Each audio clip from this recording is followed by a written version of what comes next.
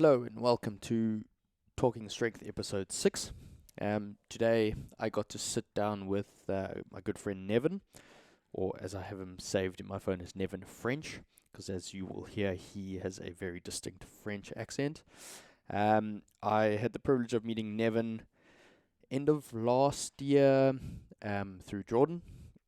We had a training session together, and ever since then we kind of just linked up, and we seem to find each other in the best of times and the worst of times. Nevin was an engineer and is now in the fitness industry, and he runs the French version of the Menno Henselmans PT course. So he teaches a whole bunch of students yearly, obviously in the personal training side in France and in Europe. He's an online coach to physique and strength athletes, has competed himself. And he just, he's very science-based from that side, and he's a really good ear for me to kind of bounce things off if and when need be. He tends to get very random phone calls from me at all sorts of hours, or of me coming up with new ideas and new things that I'm trying to test, and he seems to be my what's the right word? My scientific reasoning if and when I need be, and telling me when I'm being completely stupid. So, I got to sit down with Nevin. I've kind of wanted to get him on since I started everything, and we had a good chat about a whole bunch of different things. It kind of goes, we start off with a little bit more along the lines of like training volume. From training volume, we kind of go into all ethics around money, how to quit your job. So we kind of go into Nevin's background of like what he did, my sole purpose in life, and simple solutions to happiness, and apparently how badly I really want to have kids. So that's it. It's a whole range of an episode. I really hope you can get involved, enjoy the listen. I had a really good laugh, which was nice, and kick back, listen, subscribe, share, tag both of us, and enjoy. Could be golden. Mustn't speak too loud. That's the thing. So you were saying, well, what? Yeah, this insane story about a guy who got super pissed because basically he started receiving advertising to his home through the mailbox about pregnancy, products related to pregnancy. Let's bring your microphone a little bit closer. Just a bit closer, like that. That's better. So he started getting pregnancy, like adverts and shit. Yes, and I think he was a single dad living with his daughter. So he got like, why are you sending me that? Why are you like pushing my daughter to get pregnant or something like that? So he was getting coupons and shit from Walmart. He actually sent a mail or something like that to Walmart, getting pissed about it, and then they told him like, well, we're sorry, but based on the data, like your daughter, like, or someone in your household might be pregnant. And then actually he learned that his daughter was pregnant. What? Yeah, because based on all the data, and they cross-check everything based on how households change their buying habits, and then they can target you better with advertising and sending you coupons on things that you're potentially going to buy. And it's mind-blowing. So based on what you were saying just before, the more data you have on people, the more you can target people with advertising. This is what Facebook does. And this is what we use through Facebook. Like when we set up, it's called audience setup. So basically you send, so through our work on internet, we've had a lot of captation from emails, data from people who have been buying from us. Yep. I'm still blown away by pregnancy. Yep, cool.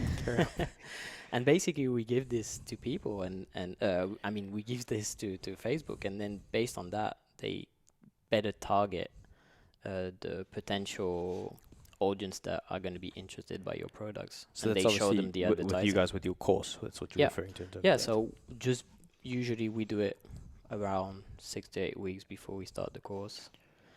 And we have different kind of advertising, videos about what the course is about, and try to target people who might be interested by the course. So I don't feel bad about doing this because I know that our courses added value to the person who's going to purchase it. But you have to think that some people, all these Some people are going to things. get offended about the fact that, like, oh, why is this suddenly coming up? Yeah. And the problem is a lot of people are advertising shit, with all these like drop shipping and stuff like I have to show you this email. I received emails like this all the time about a guy who wants me to advertise for his product. Yeah. And it's like a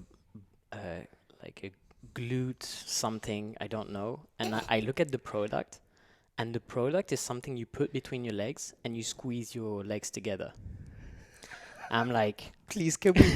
You know what we must do? We must set up a podcast and like try and phone him and get him to like go through with us how this machine or apparatus works. It sounds like the shake weight for your glutes. Is like so your muscle for your glutes that insert there and there, and how does that like activate your glutes exactly? Like how does it work? Oh fuck that. Shows you that people who are selling this stuff don't even know. You know what the worst thing is though? People will buy it. Oh yeah. It will sell. It'll sell. You put enough money behind it, and you get some pretty girls and some jack guys with some glutes. You put them in a sauna and like with a waist trainer, and then you put like, oh look, I lost 2 centimeters on my waist. It's. And I have so much target like that. I don't know why. They think I'm so naive. I had this like hula hoop system. So it's basically it's not the hula hoop with the kind of big ring that we had when we were kids. Now they do something like it's a belt that you put it around, and then you have a weight at the end of a string, and you go like that, and it says like, oh yeah, I've lost 6 centimeters in 10 days or something, and I just like, oh my god. For making yourself into like a gyroscope. It's basically exactly. you become a human gyroscope. So it must be for someone who literally doesn't sit out of the couch, Fuck. And it's just like, yeah, if you're standing up 5 minutes a day doing that, you might be in a calorie deficit. I don't know. Oh man, I'd love to look at. After this, we'll have a look at your emails. That's hilarious. That's the best. Yeah. So is that probably your worst one that you've received? What's the worst one? Worst email I've received. Yeah, I think for people like us who kind of work in this area, it's a bit offending, right? It's a bit like it's a little bit of a slap in the face. But then, yeah, we have I received the emails about elastic training bands, and they can have a place. Fair enough. Yeah, they can have a place to a certain extent. I have the back stretchers. The people ask, like these kind of thing, like where you lie on and it's gonna like solve all your back problems. Like an inversion table. Yeah, kind of. You do that 5 minutes a day. No, it's more like a kind of like a piece of plastic where you're actually gonna like, I don't know, maybe extend each one of your vertebrae or something like that. So you can land them and just reshape your spine. Exactly, perfect. And do a bit of movements like that. No, but like, yeah, life of small time influencers. I feel like that's a French thing. I'm not an influencer. This is golden. I'm happy. I don't have to ever go through those atrocities. It's just rampant, but I think people who are working a lot with companies must have so much demand. Because my friend Antoine has so much stuff, and he's not doing it because the problem is like once you start doing it, you start saying, oh, that's not a great product, but it's good money behind, and you kind of lose your ethic. That was the question I was gonna ask. Like, so when is it right? When do you sell yourself? At what percentage? Is it a number? Is it a possibility for something to fix someone? Where do you sell your soul? For me, it's too important because as I've built this trust with the people that follow me, the people who buy my products, my courses. It's too important for me to break that over an amount of money. For me, it's not something I'm willing to sell. But then again, if someone tells you like, yeah, like present this glute squeeze thing, and I give you $50 million, you're like, That's a good amount of money. So just one advertising, and then I can literally do whatever I want and sell my courses basically for free and just help for free because I will never need the money the rest of my life. I don't know. There's the question. It's like, so if you could sell one of these products and make the endless amount of money that you need for the rest of your life, would you then do everything else for free? If I get $50 million, for sure, more than half will So go if towards helping Shake people. Wake dude between the legs said $50 million to endorse this product. Yeah, but see how much good I could do in the world with the rest of that money, right? Because I don't need that money. Yeah, you don't need the money, but it's like you also, how many people could you be hurting with the product? With someone squeezing their legs on a piece of plastic? I don't know. It's a hard question, huh? Oh, it's a hard question. I don't know either. I'd probably take the money and then sell the courses. Like that would be kind of what I did. But at the same time, it's like you sold yourself That's out. kind of what you did. So you sold yourself. That's kind of what I did. Oh, So what was the product? I don't know. James? I haven't sold myself or anything. Now I think about it. What else have I done? I mean, I've done stupid shit. No, I think until now I've never like kind of done anything that was against what I was standing for, or I've said some shit, you know, like if you we had this conversation, right?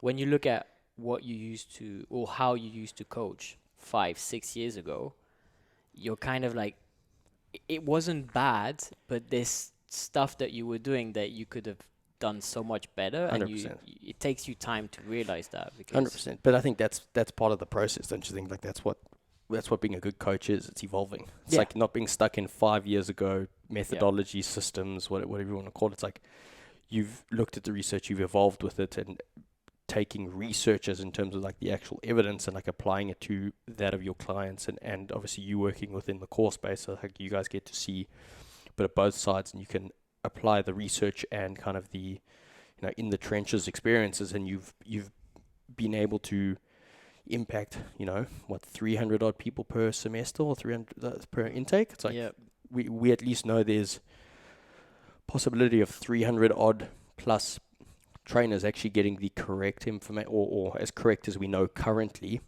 because things could change. That was weird. But yeah, that's like you guys are doing the right thing from that side, I guess. Yeah, definitely. But I think, as you say, the research always gives you a direction, but then with experience, you learn to individualize for each person, and you see that even if like protein requirements are kind of like a small spectrum for most people, but then volume, frequency, these are subjects that are constantly changing. Yeah, and especially like from one person to other, how much stress this person is under is gonna, impact her recovery. So then her recovery is gonna have to, like, you have to take this into account in your programming and stuff like that. And it's true that with less experience, you're like, oh yeah, but like research says that, so you can just apply and have good results. But you're still gonna have these like 20% of other people who are going to be outside of this scope and who are not going to do well at all, or are going to injure themselves or stuff like that. So the more you coach and the more you're able to see these kind of people. It's about being evidence informed. So it's not evidence based, because evidence based, I don't think I'd fuck. It would take me a million years to write a training program, one, and two, I'd probably have no results. It's evidence-based, I think, works when you get like someone with a fresh slate. Have you had any time like someone who's actually really good at high intensity and minimal volume? What do you mean high intensity and minimal volume? Define that. What do you mean?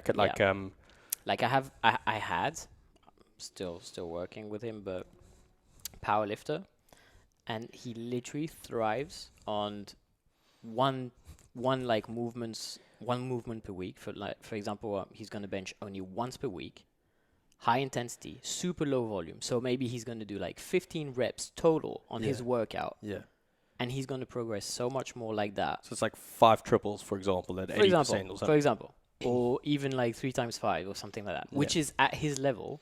Yeah. Like, he's like in the 90 kilo class, and he's benching 170 kilos. So he's not terrible. Yeah, not terrible. I mean, so here's the thing, and I had a conversation with Sam. He was on the podcast. Oh, yeah.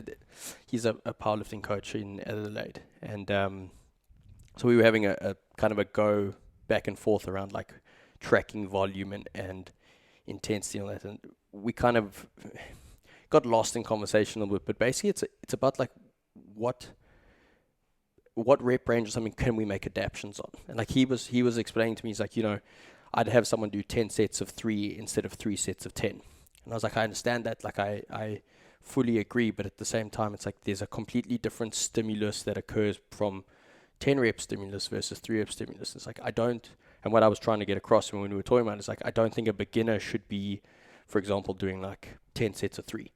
But like you have to take into account the proximity to failure. So right? I think, yes, and I think that's where the difference is. Proximity to failure works, but at the same time, I don't think it works for powerlifting. No, but what I mean is like three sets of 10. Yep.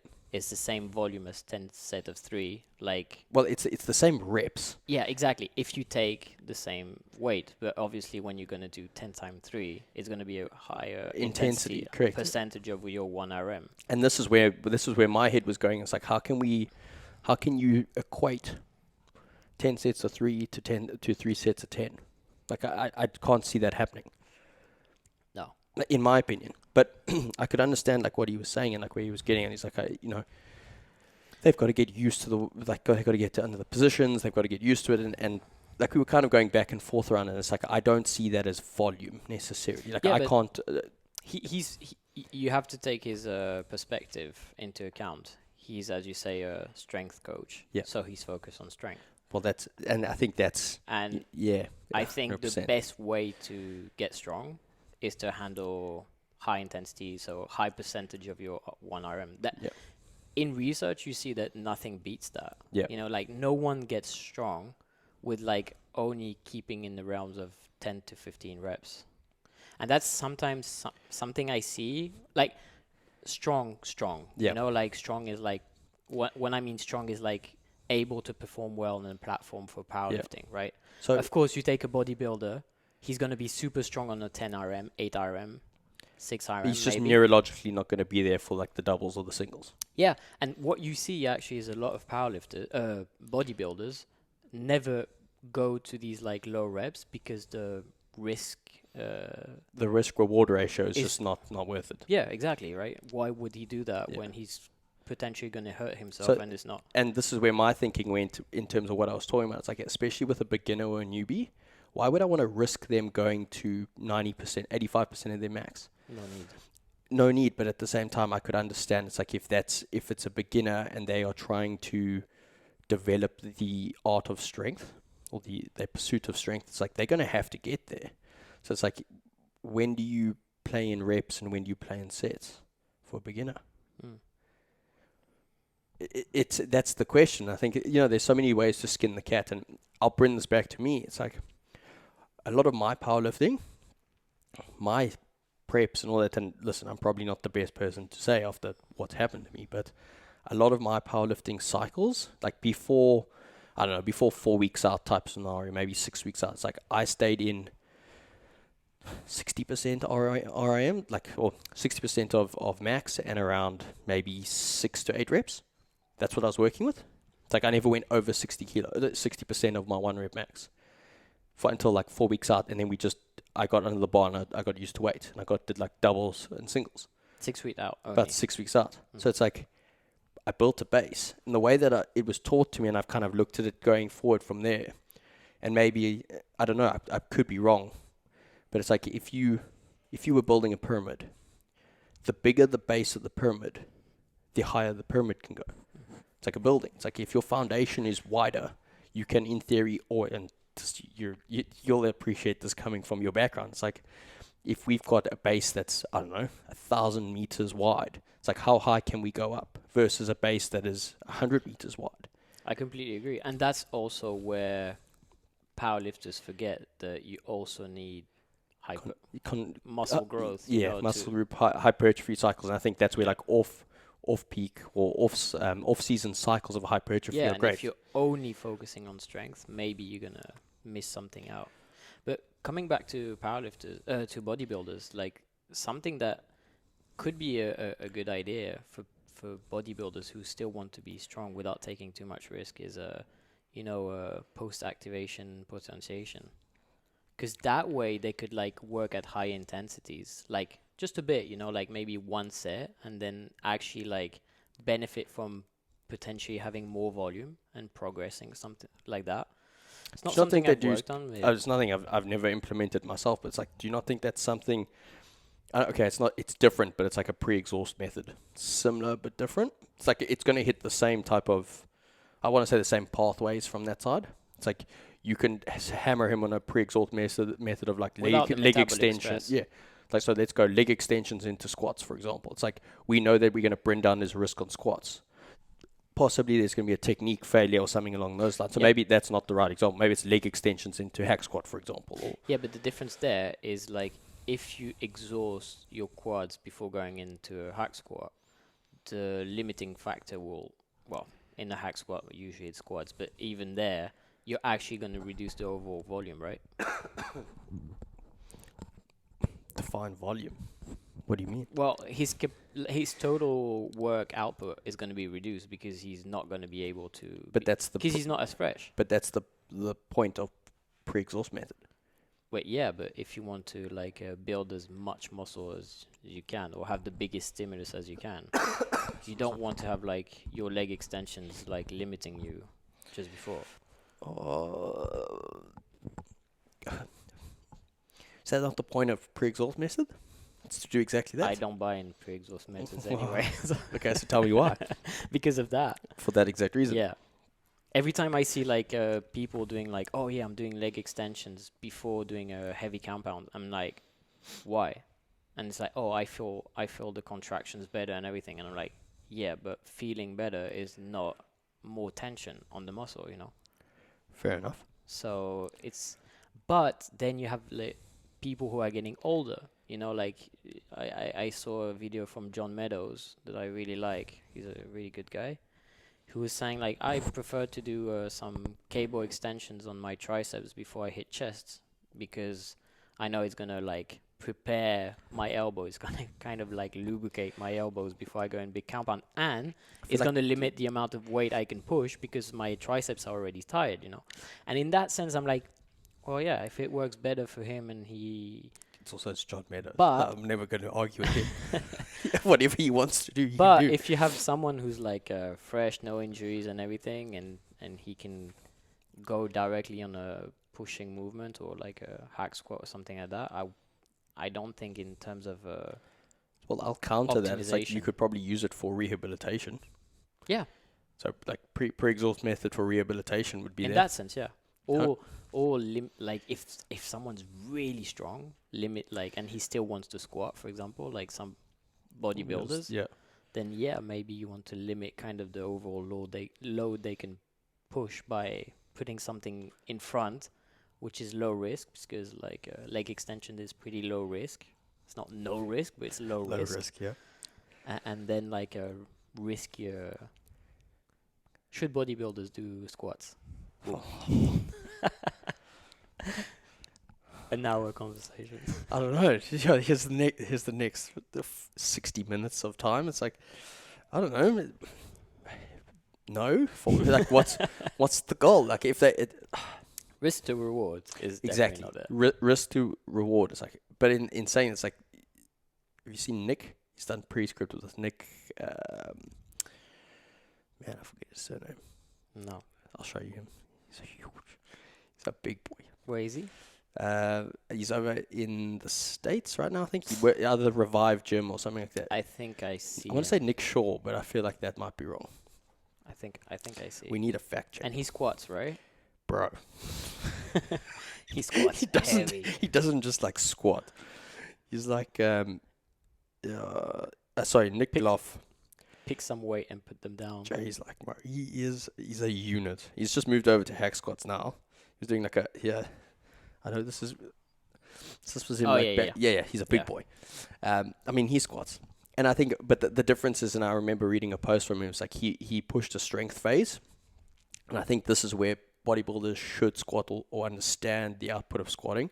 It's like he pushed his strength phase for the purpose of being able to then go into a hypertrophy phase or an accumulation phase and understand it's like, now I can work at 50%. for so much longer and so much heavier. But that was actually my point of telling you that sometimes bodybuilders should actually try to get stronger, so then they can work at lower intensity versus that 1RM and be in a better place. That was exactly what I was saying. Well, here's the thing. It's like I know from personal experience with that. So it's like I never did any hypertrophy work ever throughout my career. Like when I say any hypertrophy work, like any direct stuff, I did a bit of arms. Like we used to get like chase the pump a little bit, like titties and arms if you really wanted to. And everything else was geared around powerlifting. So it was squat, bench, dead, and that's it. Might have been a bit old school from that side, but if you that's just how it was. Came over to Australia, started working at a gym where we were more systems based, if you wanted to call it that. And like, I went through stuff like an accumulation phase and intensification and like structured from that manner, block programming, but more hypertrophy body composition experience. I blew up like second to none, because I was able to handle weights that I shouldn't have been, like that other people weren't being able to handle in the gym. For example, for 10 reps, I was doing we were doing like a heavy light method. So heavy light's like 4 to 6 reps of a movement. So like a bench press, and then you would go into 12 to 15 reps of something direct to the muscle group that you're working. So like a bench press and like a cable fly. So it's like I was doing 4 to 6 reps on that at like 100 kilos, and then being able to pump out 12 to 15, where everyone else, like it would be dramatically less, because obviously the tap off or the drop off would occur. It's like, and I blew up dramatically, and I was like, well, there's something to this. It's like, and that's why I think a lot of people just need to get fucking strong. You get strong and then go into hypertrophy, and this is maybe tying into what we're talking about. It's like you've got to go through different phases, different blocks. It's like have an off season. The off season I took after being on a barbell for however many years. It's like I took an off season. I stayed machines and dumbbells. It's like my joints feel like I lost like 20 years. I don't feel like a cripple. Like I walk around, I feel good. Like my joints felt good. I got off a barbell. I got off a fixed plane or a pronated grip all the time. Like I was able to integrate some form of function around my joints. It's like I felt amazing. It's like, why wouldn't you program like that? Yeah. Why aren't we? It's like, oh, that's how I program, but it's like that's essentially, I think we all go through this phase before understanding that you also want to feel good outside of the gym, right? Like, well, there was a period depends on how serious or what you're trying to do. There was really a period of my life where, well, I can say that because you will understand. I don't know if people listening to this will understand, but I was only in muscle action, Yeah. And so basically, just trying to drive pure tension across muscle fibers, insertion to origin, like the whole time. Like that's because it. That's what's gonna build up muscle, right? Yeah, that would be the most advantageous way for us to build muscle. It's like create as much tension across the muscle fiber as possible. Whether that means you can't bend down and tie your shoelace, like that doesn't matter, because I'm trying to build muscle. Yeah, and I got to a place where I was unsatisfied outside of the gym because I didn't feel as healthy. I felt like, oh no, I'm not gonna play volleyball with my friends because like I might hurt myself or something like that. Which is a bit ridiculous, right? No, but I think we've all gone to that. I went to that, like I just got out of school and I was playing like Premier League hockey at that stage. And I remember at one stage I was just like, I can't play hockey anymore. It's like I keep doing my hamstring. Yeah. It's like I'm pushing so much for like dysfunctional in terms of what my sport was, which was like a linear movement. It's like just one plane, squat, bench, deadlift. It's like, go and tell me to run. I was like, I'm getting injured. So I'm going to stop running, because I really love trying to get strong. Exactly. And also you're in a environment with other people like you, and they tell you like, why do you want to play hockey? Like, fuck that. You're too big. Like, forget about that. That's exactly it. And I think that's like looking back at it now, like we always say this, is like, if I knew now what I knew, if I knew back then what I knew now, it's like I would change everything. I could actually maybe be at a higher level of athleticism, if you want to call it that, but it's just, I could prevent so much. But I think that's the point. It's like we've learned that. So that's why, like, we have a conversation all the time. It's like, I'm conservative with what I do with my clients. And it's like, why are you so conservative around that? It's like, because I've been to the other side. Like, I know how shit it is sitting in a hospital bed. Like, oh no, I can't get out. Nurse, I need to pee. Oh my god. You know what I mean? Yeah. It's like, or bring the fucking cardboard shoe so that I can try and get my like dick in and try and have it like. Yeah. That's the whole point. It's like that's the end. And peeing is the least of your worries. Oh, Huh? 'Cause exactly. when you have to clean yourself and stuff like that. Oh, my exactly. God. It's Yeah. like that's the end of the spectrum. So it's like when my guys are like, oh, it felt really good. It's like, can I go up another 10 kilos? It's like, no. It's like, stick to the plan. Like as much as that, like, Yeah. there's times when I'll tell my girls, and like especially my girls, I've got stubborn girls. I'll be honest. It's funny good because way. we had this conversation the other day because you have really like I have some, ego-driven girls a bit. yeah, Like, I have maybe ego-driven is not the right word. I have I have girls who, like, I take my hat off to them. Like, I had one of my girls go through a really good week this week. We're having a chat, like, in our check-in today. It's like she just put the hammer down this week. It's like, and it was in a phase in our programming where I could say put the hammer down. And I think that's the difference. It's like it's taken a while for us to kind of understand and get to that point. It's like, okay, when I say put the hammer down, she puts the hammer down. It's like when I say let's just kind of like wear the brakes or pump the brakes and like just pull back on the reins. It's like because there's a time coming. It's like it took her a while to kind of play around in that, and this week she put the hammer down. Like she started kind of a new phase, like what I wanted, and she went out and she fucking nailed it. And like that's the point. It's like because of the experience that I've gone through and because of all the shit that I've gone through and lived through, it's like if I say to you like, okay, the next 4 weeks, like you got to go. It's like now we really have to put the hammer down. It's like I've built you up for this as best as I can. It's like we've mitigated all injury risks. Like we're trying our best from that side. It's like now we go. It's like why wouldn't you listen to me from that side? Why wouldn't I listen to you? It's like if you've been through the injury process, you've been through the side of like hell. It's like when that happens, it's like if you say to me, it's like, okay, now it's time to go. It's like, oh no, now's the time to put the brakes on because I can see the lights. I can see the red light flashing on the engine board. And it's like, I think it's something that comes with time. You know, when you work with a coach and you understand that he has your best interest at heart. And some people are always thinking like, yeah, but he's just different and he had this issue, but he doesn't understand that I'm not going to have these problems because like I know myself better or something like that. yeah, but I mean, I had that. I was the same. Yeah, like that, I of guess. course. I didn't have coaches or anything. I had my parents. My mom was up my arse. Yeah, but your mom is always going to want you to like... I love you, Mom. She probably watched this. She watched the last couple. She gives me tips. It's great. It's fantastic. Your mom's always going to want you to take a step back and relax a bit, you know. I'm sure she's saying you're working too hard, you're not sleeping enough, stuff like that. Just had flashbacks from a conversation I had with my mom yesterday. She's hounding me about stuff. But My mom says that to me every single time, you know. But at the same time, she's proud of, you know, what we achieve. And was that a difficult conversation with the change in careers? Oh, yeah. Definitely. Joe, I mean, give us a bit of backstory around that. Obviously, you weren't always in the fitness industry. You were a 9-to-5er, not really a 9-to-5er. You're working 80-hour weeks or whatever it was, but you were a 9-to-5er. Yeah, it's funny because 9 to 5, that would have been a nice schedule. It's such a dream. Yeah, I was an engineer, so for 9 years, automotive, then aeronautics, and then like consumer products like drones, just for 1 year and a half. I kind of changed industries because I thought that I wasn't happy because of the industry, so I was you stayed within your field, but changed product. Yeah, essentially. basically thinking that was going to solve the issue, but at the end I understand that every time I was waking up, I was like, oh no, not again. And yeah, I was working hard, so yeah, I was 8 to 8 most days when working I was hard, traveling. miserable, just hating life, unhealthy. Trying to fit the trainings where I could, you know, like going super late. Like of course my sleeping schedule was like completely fucked. Messed, yeah. It's the thing that takes the biggest toll, and you're like, oh, it's okay, I'm optimizing the rest, so it's just gonna it doesn't work.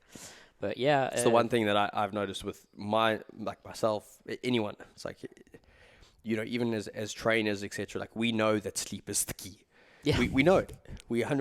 It's the first thing I neglect every single time. Of course, and because it's the hardest thing to actually achieve. You know.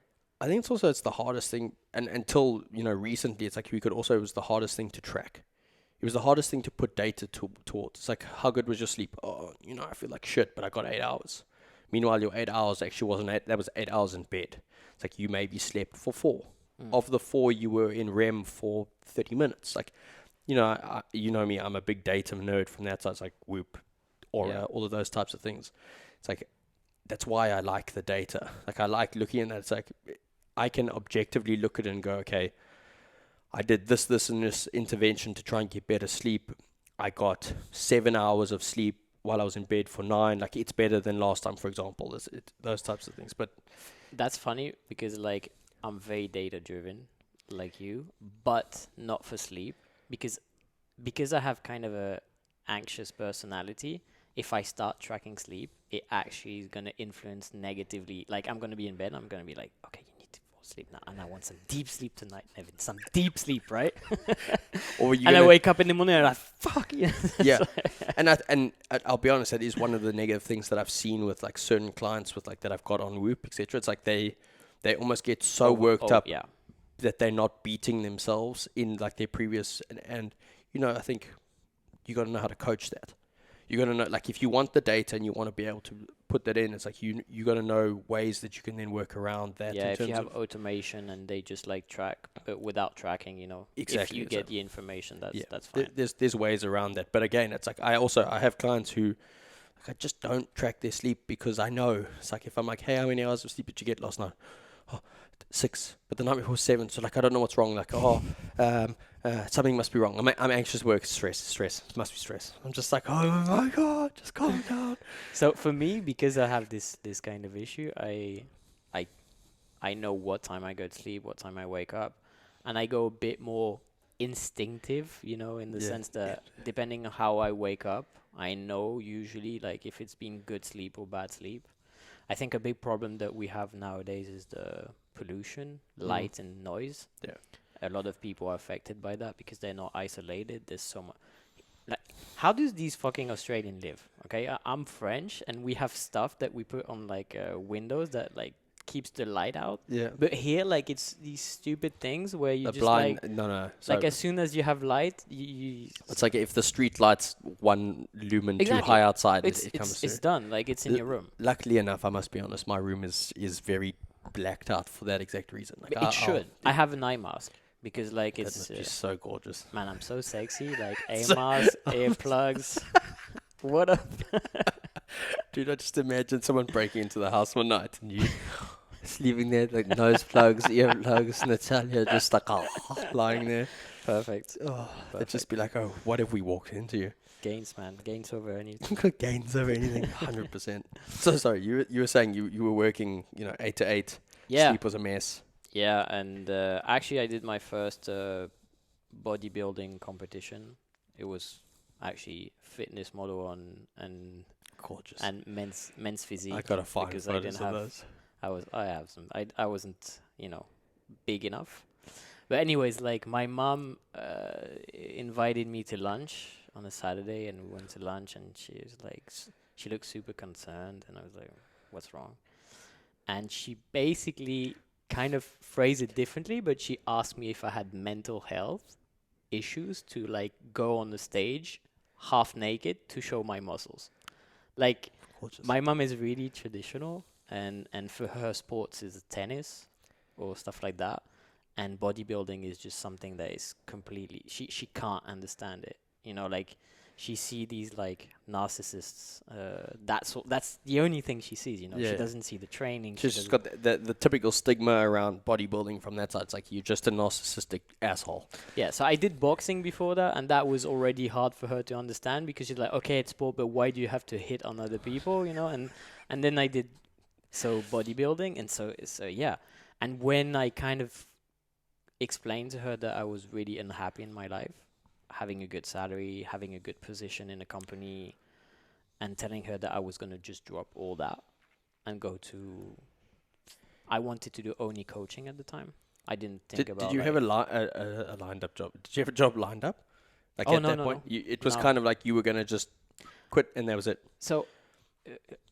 because I had this, like, I was an engineer for so long, I was able to put a lot of money aside, because You weren't spending money. No, I've never been a big spender, so I was just like, all right, like, I'll just prepare my like your my future, whatever. your inheritance. Yeah, basically. And at that point, I knew I had like enough money to be okay for the next 2 years. And I was like, okay, I'm just gonna like stop working and go and try, basically. Try something else, try something that I love, because I had always been passionate about nutrition and training.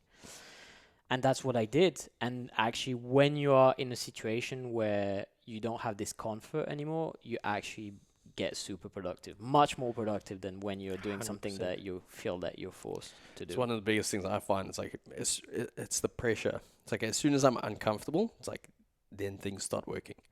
It's like then it's almost like well, there's that saying and whatever it is, like comfort breeds inactivity. It's like, well, that's exactly that. As soon as I get comfortable, I get lazy. Like, I don't push business. I don't like. It's not that I'm not on my clients or anything. It's just not the same level. As soon as like something uncomfortable happens, it's like you go. It's a constant fight, right? Because we're like kind of engineered to get in a comfortable place and to survive in that place. Your brain is not going to be like, oh, you're so comfortable, why don't you go like in the jungle and fight with tigers? It's like, no. So I read, I can't remember what it was. I was having a look at it, but basically it's got to do with like human beings have got this level. It's like no matter if you're unhappy or happy, like you get back to the same homeostasis within the same time period. For the life of me, I don't know why I was looking at it or who I was talking to about. It's like it's exactly what you're talking about. It's like as soon as we get uncomfortable, it's like we graft as hard as we can. Like we get the good experience, but it's the good experience takes us the same amount of time to get back, even if it was a negative experience, something along those lines. I can't remember what it's called.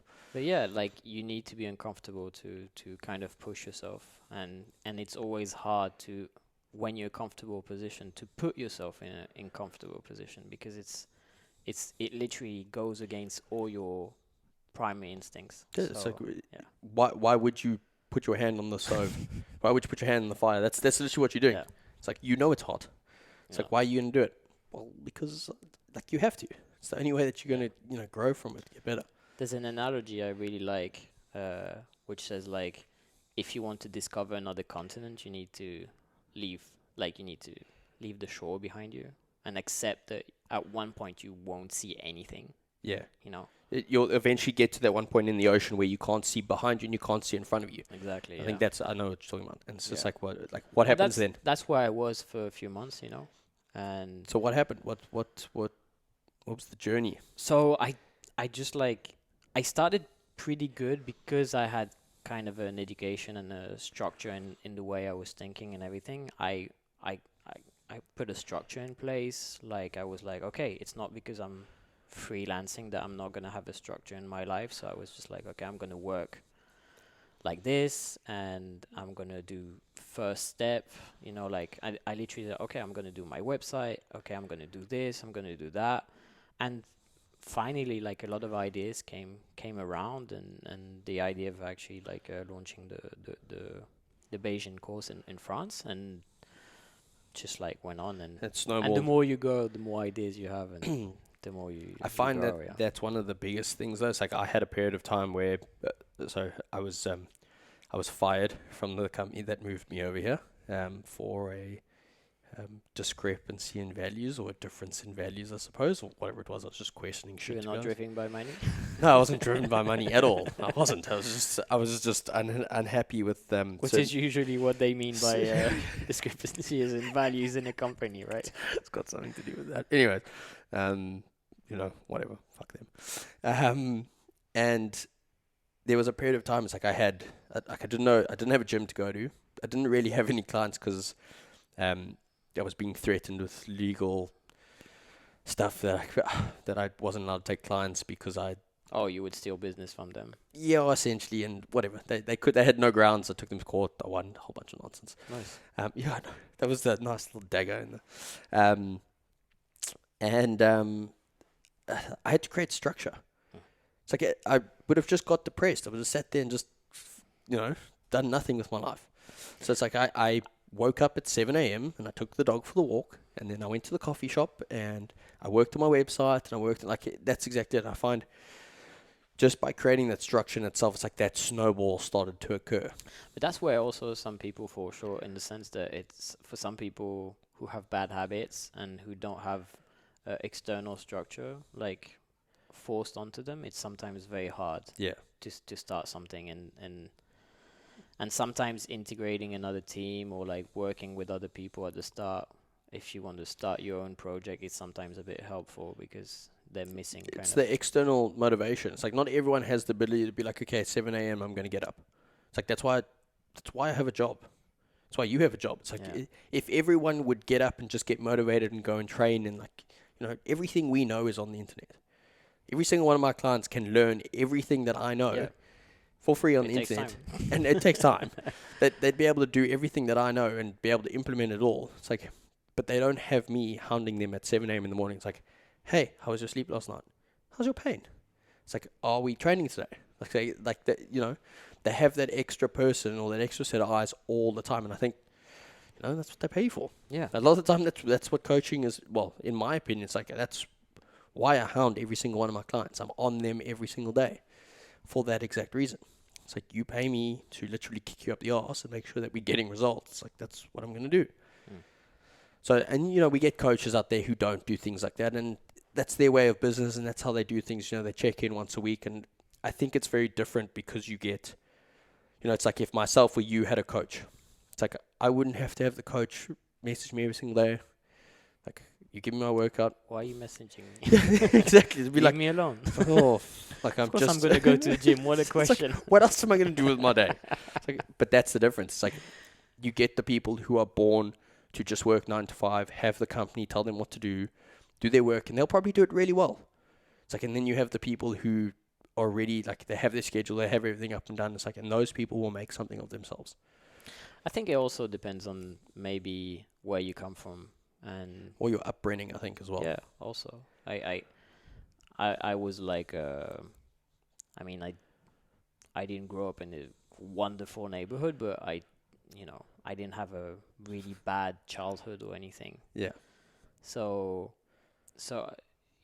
actually, that was also something which was a bit complicated when I changed, because some people who had grown up with me, and when I told them that I was gonna resign from my job, they were like, "What are you talking about? What are you doing? Like, you made it. You have the dream position right now, and you're gonna tell me that you're gonna say no to that paycheck, that comfort, for what? You know, that's the end goal."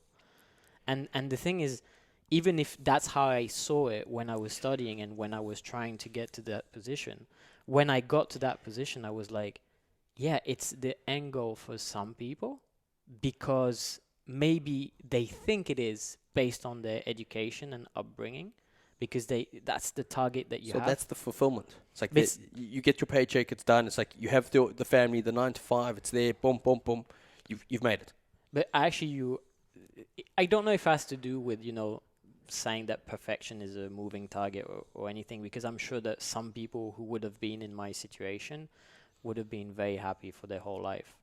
No questions asked, But I know I was doing something that was not fulfilling on a personal level for me, because I felt like I was not bringing anything to society, to the world. I was just earning money for the company I was working with. But if I had died one day working for the company, no one they're would have not cared. going to put a little plaque and say like, Nevin Barnett was working for us. Thanks, mate. No, I'm just going to get replaced. Yeah, you're expendable. Yeah, and I felt really like I'm useless. Yeah. I'm not useless, but at the same time I'm useless, and I didn't like that. So you went out and made sure you were useful. I've read a lot of books at the moment, like really hippie books about Buddhism and stuff like that, and all these guys are always pushing that the true like how to really get happy in life is through service. Yeah.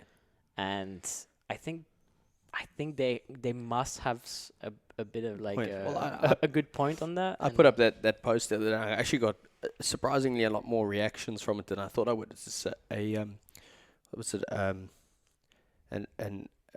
Flip. It was basically a male wants to be served, where a man wants to be of service. Oh yeah. It's like, and I remember. And like I got I put it up. I read it somewhere or whatever it was I was going through, and I put it up, and I was like, the amount of people that sent me replies to that, geez, I was taken away. It's like, but that's how I think. It's like, I'm here to be of service. I'm going to make sure that I'm trying my best to not lose myself, because I think that's a key thing, and maybe that's like what you're learning in these books as well. It's like you also have to be true to yourself, but it's like to be true to yourself is to be of service, in my opinion. I think the message is also like people are so focused on themselves because they feel that they're not in a place where they can be of service. You know, like you speak a lot with people saying like, yes, like as soon as I'll be rich in a good place, then I'll start helping people, or then I'll start giving money or whatever.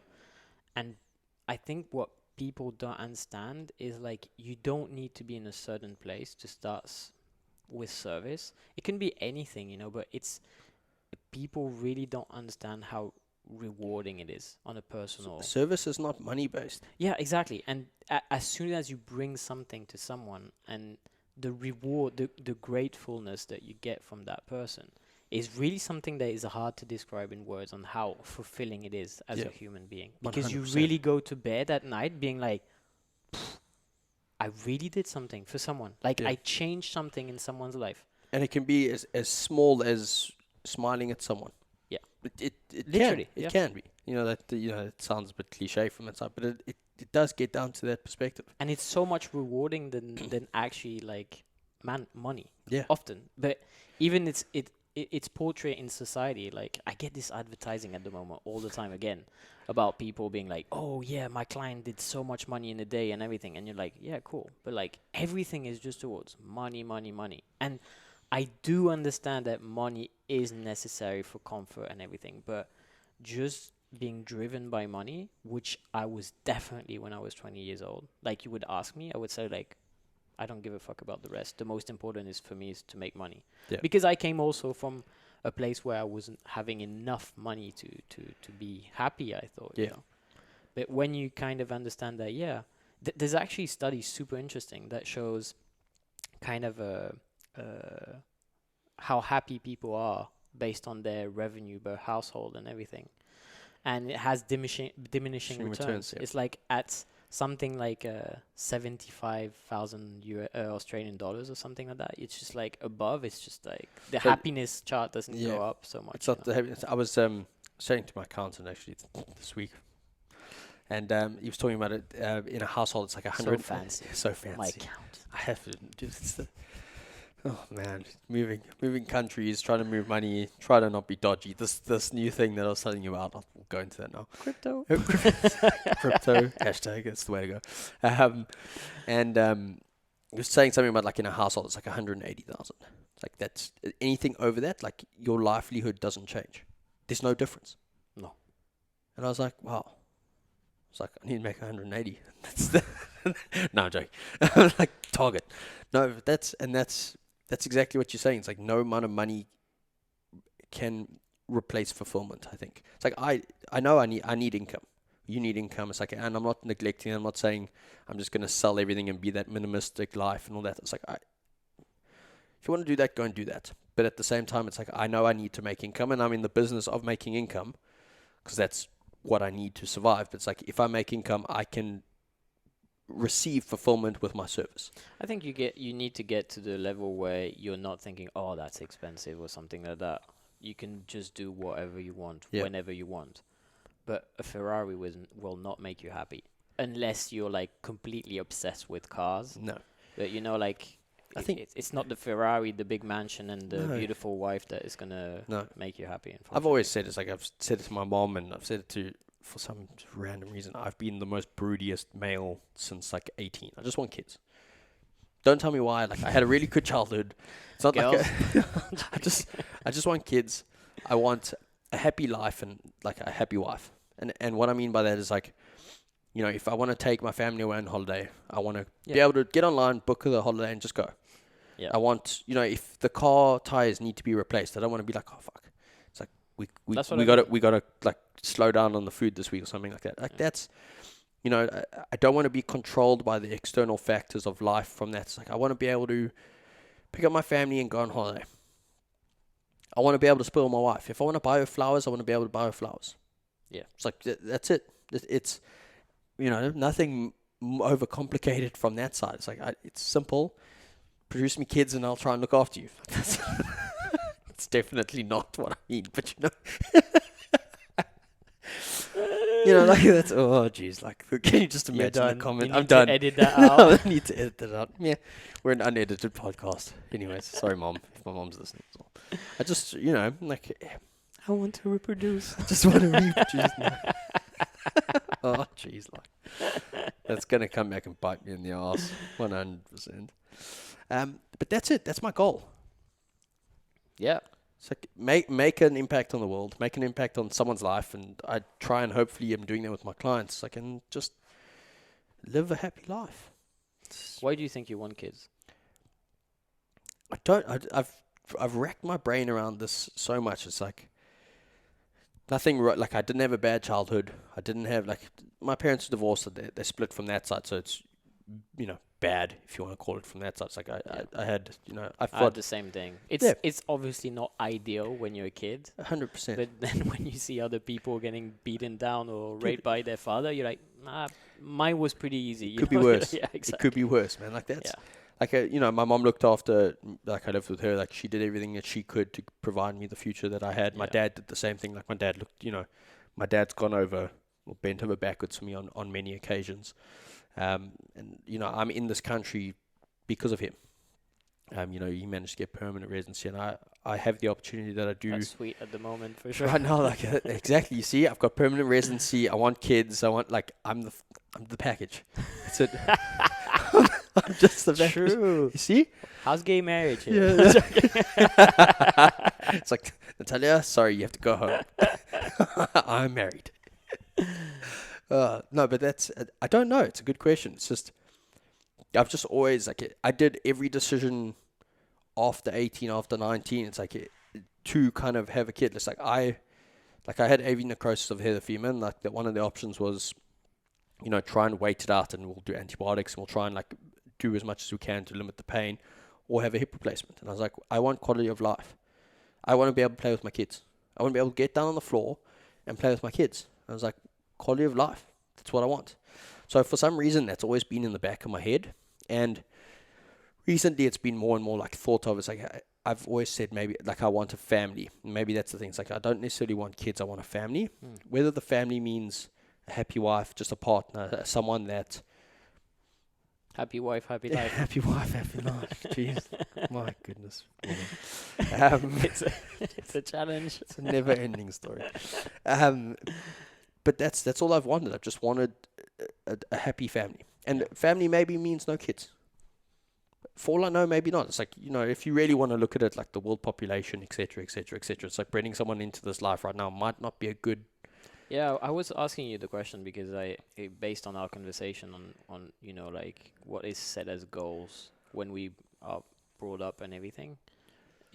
For me, it was like, getting married, getting child, a dog, house, whatever, swimming pool. Yeah.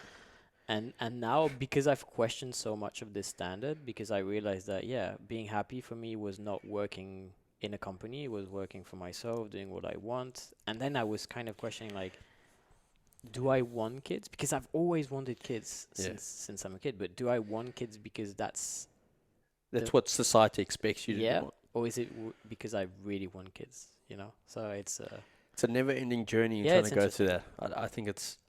I don't know. I don't think it's anything wrong from that perspective. Like, listen, I don't think you can be a parent and do it right. I don't think you can. I think you can do it slightly better than others. Like, you're gonna fuck up on some aspects. I think you're gonna fuck up, and I think having that because it's a relationship, right? Well, exactly. It's a relationship with another person, and you can't be perfect in a relationship. No, because you have to know that. Trust me. Because I'm really bad at that one. Because you have two people, it's not identical, and you will have like different emotions, different, even different logic because of a different point of view. Yeah. So definitely. You're bound to do something wrong. It's going to happen. Yeah. I think it's just, the way you deal with it and the way that happens. It's like, and having that thought process around, it's like, are you okay with bringing someone into the world that you are not going to be perfect with? If yes, go for it. True. If no, maybe you need to think about the decision. It's like it's a difficult one to literally make black and white. I'll be 100% honest. It's it's not a black and white decision from that side. I don't think. I think if you want kids, then go for it. So when are you going to put them under the barbell? Can you walk? Yes. There's the barbell. Interesting perspective from that. It's like if I do have kids, and if that's what the universe decides for me, I think the first thing that I will do is like they will play any and every sport possible. Any and every sport. And that is something where I'm kind of an asshole, because if I have kids, I want them to do gymnastics. Because for me, it's like, you do gymnastics, then whatever you want to do later, you'll be good at it. Yeah, I mean, there is that correlation from that side. I've also seen a lot of gymnastic kids that are ruined. Really? Just like their bodies like are push just too much. correct, and like the flexibility side, and like the overstretching, like that, where they literally put them in, like. Well, you need a good coach also. Foot up on each leg, and they like those types of things. Jump on me now. I've seen those types of things. What I meant by like play as many sports as possible, it's like I don't want to have the perception or have the direct impact on my child and be like, you have to play rugby and only rugby. It's like my kid might like rugby, and then because I'm literally hounding the shit out of them to play rugby, it's like, I know teenagers. I was one. It's like I get to 16, and it's like my dad tells me to do this. I'm like, fuck you. I'm doing something else. Yeah. So it's like if I give them the option to go and play every sport you want, be every shape. That's how we see sports. Sports are different shapes. Like play in different shapes. Like maybe you're really good at this one shape, and like if you as the child want to go and pursue that, it's like I'm going to back you 100%. The one thing I will say, it's like my kid will be active no matter what happens. Oh yeah. You're not getting an iPad. You're not sitting in like you're not. I've had this discussion with my ex-partner. It's like my child is not getting an iPad. It won't be the distraction while we're busy. It's like I think I don't like I say this now, and if there's any parents who listen to this or whatever, it's like don't try and lynch me. But it's like I just see that outlet of like an iPad or something being a distraction. I saw it when I looked after one of our friends' kids. It's like we went to the arcade. It's like I had the best time at the arcade. I was playing all the shooting games. I was in heaven. She was 4 or 5, whatever Pipe is. And every machine we went to, she tried to swipe. So it's like wow, yeah. It was the most like I just looked at it and I was like, oh my god, like where does this come from? She literally every machine there was, if there was even the start button on the machine, everything was swipe. She wanted everything had to be swipe, and I sat there and I was like, that's because of the iPad. It's like, is that how my kid to be brought up? Right? It's instinctive for them. It's the same. It's like I've seen her navigate on an iPad. She does better than I do. Yeah. I'm not great with technology. I'm surprised this shit works. I'll be honest. Like I've somehow managed to do this, but it's like she navigates through an iPad, and I'm like, I don't know what's going on. I watch her do it. It's like I'm frightened for when my kid arrives. What bothers me with like new technology and current, how parents kill time and everything is the lack of imagination requirements for kids. That's the most bothering for me, is because I remember when I was a kid, the fact that you invent stories, that you play, that you learn to be alone. Yeah. And you learn to not be scared of spending time where you just like with yourself. You're playing with your dolls, your imaginary friends, you're drawing on the wall outside. It's like he's still here. No, I'm joking. He sits here and he follows me around. I had an imaginary friend. His name was Frankie. Really? 100%. I had him until I can't remember what age he was. It's like I drew him. I had a picture of him. He was purple. He looked like green spots. You do really have issues. Dude, I'm not. Yeah, 100%. Lie down. I've got. We have the couch. We've got the couch. Do you want to give me the strength for that? Yeah, his name was Frankie, and like I remember Frankie was always around with like, especially. Like we've said, like going through a divorce for him, it's like Frankie was around when like shit got kind of rough, those types of things. Maybe that was my coping mechanism, and that's, I'm semi-okay now. I've got a few, screws loose, but that's right. I feel like that's from other things. Because I realize how it impacts me, like if I'm waiting at the grocery store, I'm going to take my phone out for sure, because I'm going like, no, I'm not going to waste time. But imagine as a kid when you're not realizing that, and every time you're not doing something, you need a phone, you need an iPad, you need external stimulus to keep your brain going. it's frightening because that means you're never gonna introspect. You're never gonna like ask yourself questions. And then people are like, "Oh yeah, meditation is amazing," and everything. You're like, "Yep," because meditation, you're just staying with yourself, with your thoughts, good or bad, and you deal with them. Yeah, you know, you're being alone with yourself. It's like I heard it. Jordan's spoken about it a few times. It's like be alone with yourself for 30 minutes. Yeah. It's like, can you do that? Yeah, It's and like people are like, 30 minutes, easy. And then you give them like 5 minutes and they're like freaking out of crawling the anxiety. wall. Yeah. It's sad. It's actually sad that as society, it's like we can't do that. It's like I don't see like I in saying that I have seen there's a little park around like where I stay, and I see kids playing in the park all the time. And it's like without sounding strange and creepy, it's like it makes my heart like happy. Yeah. I'm not With the long coat. with the long coat, binoculars, just taking photos, and that's why I got the camera. Yeah. With the time 100 zoom. We are gonna have to edit this podcast. But like I see them playing, and I'm like, that's the greatest thing that I've seen. Yeah. And I'm once again, I'm lucky enough that we're in an environment that we can. It's like in South But Africa. don't you remember when you were a see that kid, much. like playing with other kids? Wasn't that the best time ever? 100%. Like playing football, like playing games, like we'd do all sorts of like Climbing stuff where, trees, running around. Dude, I was tag or stuff like that. Exactly. Which for us, you say like play tag. We're like, bro, like I'm not gonna play tag, But when you're a kid, it's so exciting. It's the best. It's running around. You can't touch people these days. That's probably why it's non-existent. It's like if you run around and you touch them, it's an assault. Fucking soft society. Yeah. But dodgeball. Oh my god, I was I obsessed. broke some people's faces in dodgeball. Yeah, but it's fun. 100%. Did you ever have we had a game called, I think it was called Stingers. So it's like tag with a tennis ball. Nice. You whip that at someone, and like I had an arm in school. From close range. Man, I played relatively high level cricket, and like I could throw a ball, like pretty hard. It's like, and that was my game. It's like, Stingers. You came around there, and I whipped that thing at you. I was leaving a mark, 100%. I was taking you off your feet. And when you think about it, you really satisfying. have some stupid games also when you're a kid. We had some. It's called Petit Pont Massacreur in French, which is kind of like a Little Bridge Massacre. And it's a football game because, in Europe, we play a lot of football. Little Bridge Massacre. So basically, it's a game where there's one ball, and the objective is like putting the ball in between other people's legs. Oh, we called it Shibobo. Shibobo. Shibobo. The South African version. So you would so you play with the ball, and if you got the ball through their leg, you could just beat the shit out of them. Exactly. It's called Shibobo. All right. So you had that also. Yep. Which is stupid, right? Yep. But so much. And then fun. you would have to run and touch like a safe spot. Exactly. That's the one. Yeah. Exactly. Shibobo. So That some was people hard. got beat. Oh yeah. Yep. I think it got banned in our school. I think Really? because people there was elbows, there was proper, there was some things. Oh yeah, going on. some people didn't hold back the anger.